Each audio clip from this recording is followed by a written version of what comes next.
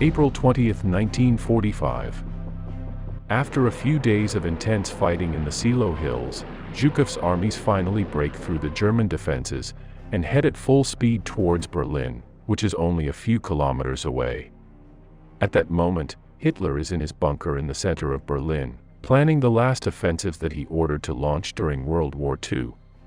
Whereas a few years earlier he had had large armies that were able to conquer most of Europe, now he only has a few badly depleted and worn-out units with which he will attempt to defend the German capital. So what we are going to analyze next is a story of despair, betrayal, and illusion, in which on paper everything still seemed possible, but not in reality. In mid-April 1945, the German defensive line on the Eastern Front was fixed at the Oder and Neisse rivers, and it was there that the last German armies would carry out their final defense. From north to south, Rokossovsky's 2nd Belarusian Front faced Manchufel's 3rd Panzer Army. Zhukov's 1st Belarusian Front to Busse's 9th Army, which in turn was commanded by the famous General Heinrichi. And Ivan Konev's 1st Ukrainian Front would face Hubert Graser's 4th Panzer Army, which was again under the leadership of Ferdinand Schorner. To these units that the Germans counted on to defend the Eastern Front, we must add the 12th Army of General Wenck. This army had been reformed during the first days of April, and had been placed precisely under the command of Wenck, who was one of Guderian's favorite generals, and was considered one of the most capable soldiers in Germany. Although at first his mission was to defend the Elbe River and stop the advance of the Western Allies, when the Eastern Front collapsed during the 3rd week of April, Wenck was ordered to go to Berlin. And well, after this presentation, let's see how the final outcome was, and how the German leader tried to save the capital of the Third Reich during those last days of April 1945. This famous last plan of the German leader was picked up in the 2004 Sinking movie, and it is exactly what we are going to explain now in much more detail. On April 20th and 21st, the days on which these last offensives that were to save Berlin were planned, the situation on the battlefield was as follows. On the one hand, Ivan Konev's 1st Ukrainian Front had broken through at full speed across the Neisse River, and was reaching south of Berlin, having also cut off the retreat of General Busse's 9th Army. Thus, during the next few hours, he prepared to attack the German capital from the south, and begin to encircle it from the west. On the other hand, Zhukov's 1st Belarusian Front had broken through the German defenses at Seelow, and was beginning to reach Berlin from the east and northeast. So while this was the situation for a Red Army that had rushed into the capital of the Reich, the situation for a German army that had again been defeated was very different. His main army, this being the 9th, had been surrounded in the surroundings of Halbe south of Berlin. Further south, the 4th Panzer Army had withdrawn to the south of Bautzen after being cut off by Konev's units. In northern Seelow, a few units had been able to withdraw in that direction, and had been placed under the command of General Felix Steiner. And finally, Wenck's 12th Army, which was west of Berlin, had received orders to leave the Elbe and head at full speed towards the capital of the Reich. Although we can see on the map how all these units were scattered and cut off from each other, the German leader saw an advantage in this situation and drew up what would be his last plan in the war.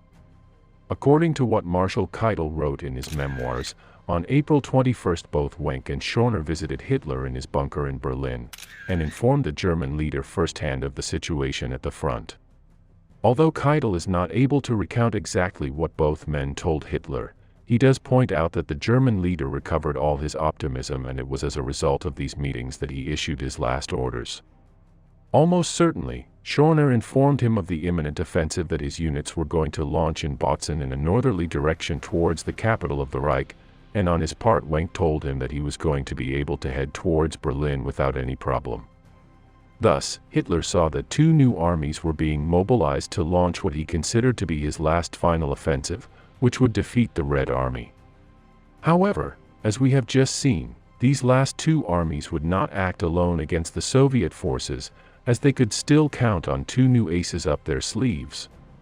First, there were the nearly 200,000 German soldiers in the vicinity of Halbe, who had been ordered to hold there and establish a new front line, but were now ordered to attack north.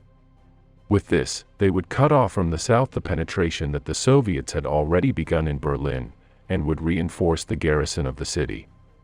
Secondly, and with the aim of boosting this Busse offensive, the newly formed Army Group Steiner would attack from the north in a southerly direction, and would section Zhukov's forces from the north, to later go on to link up with Busse's 9th Army.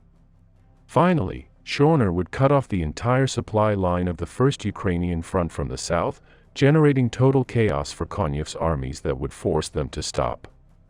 So, once they had managed to land all these blows on the Soviets, Wenck's 12th Army would enter the scene from the west, and crush what was left of the Red Army in the vicinity of Berlin.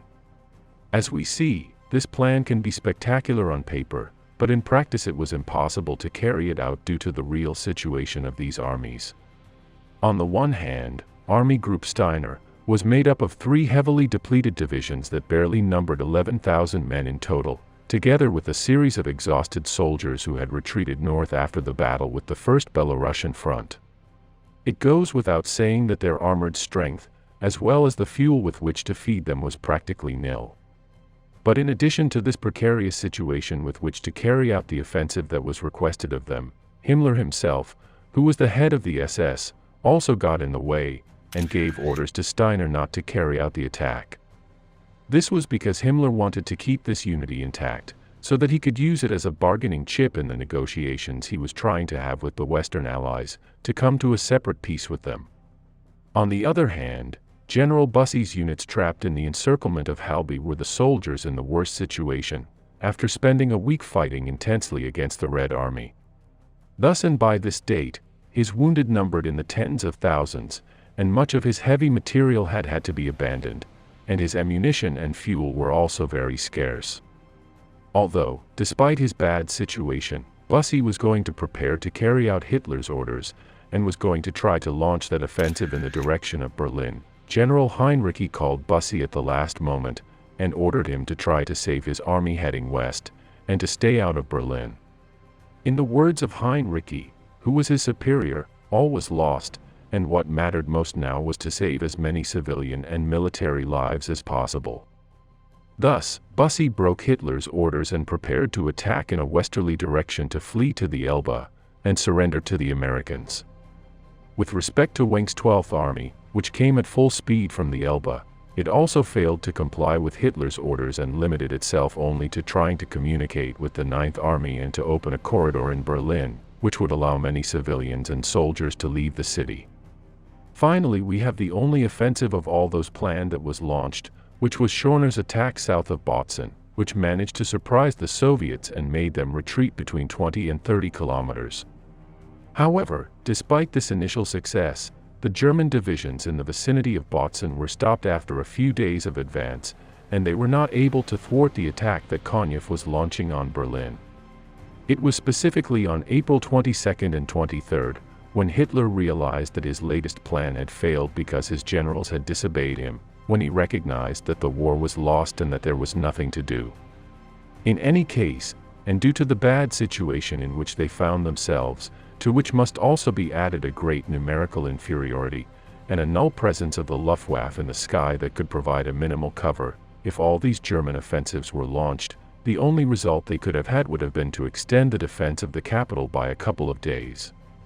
This would have meant a few 100,000 more casualties for both sides, which in no case would have changed the final result of the Battle of Berlin, let alone the contest.